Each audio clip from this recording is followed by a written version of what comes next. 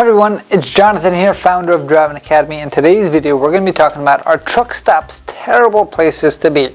Now, you're going to get a whole lot of mixed reviews on this topic right over here, but we're going to go through the actual meat and potatoes of this and tell you what the truth is about truck stops.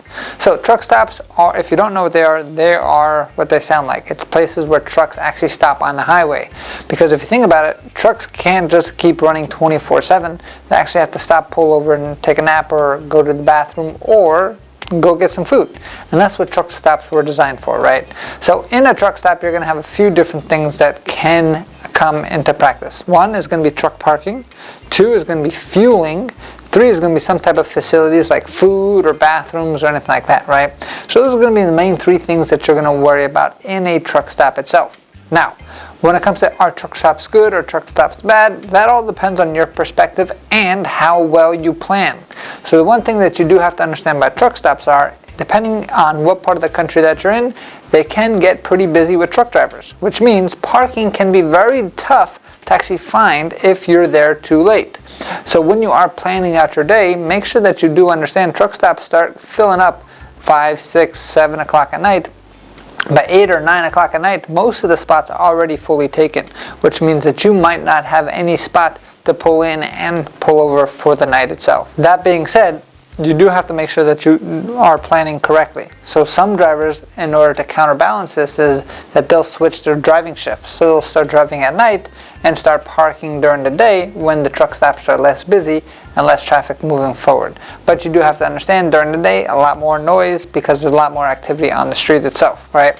So the thing that you do have to understand about different truck stops are, depending on what kind of perks that they have, depends on how efficient you can be. So in most truck stops that offer showers and things like that, if you fuel up at the truck stop itself, you're going to have some free offers inside the truck stop, which means like some free showers and some free entertainment, or depending on how it kind of works out. The truck stops are kind of like the meeting grounds of truck drivers itself. I remember being young and being on the road with my father, and we would go stop at the truck stops, and the food there back then was amazing. But it was huge portions of food. And now you started to understand why truck drivers, especially back then, started getting what's called the no ass syndrome. That's right. That means that they were sitting down all day, eating all this food, and that ass went right to the stomach. And that's why their stomach started looking something like this, right? That being said, truck stop food is very tempting. They usually have salad bars. They usually have a bunch of different options available for you.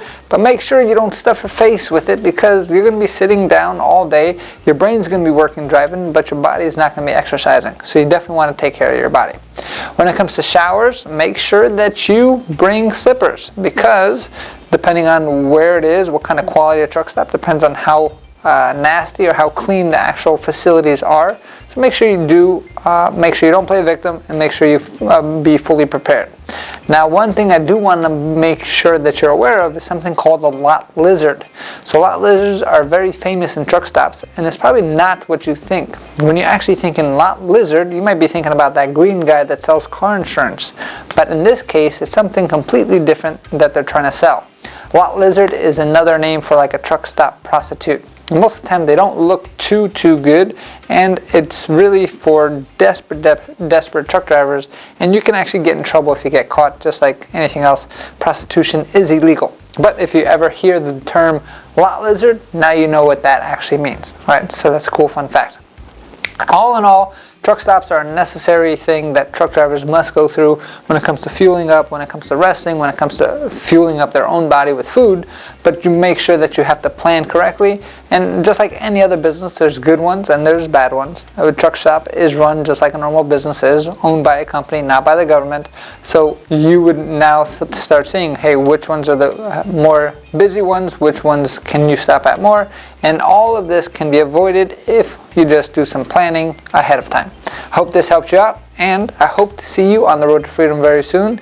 And if you're looking to get a CDL license and enter into this career and avoid those lot lizards, then you definitely want to come to Driving Academy here in Linden, New Jersey, or any of our other locations. We're here to help you out. You can check out our website at CDLDrivingAcademy.com. Again, CDLDrivingAcademy.com. Thanks. Have a great day. Hey, thank you so much for watching this video. If you like it, make sure you hit that like button. Also, subscribe to our channel. It's really going to help us out. Click on that button. And if you want to continue yourself on your road to freedom, here's more videos to watch. There's endless amounts. Hopefully we get to see each other one day very soon. Thanks.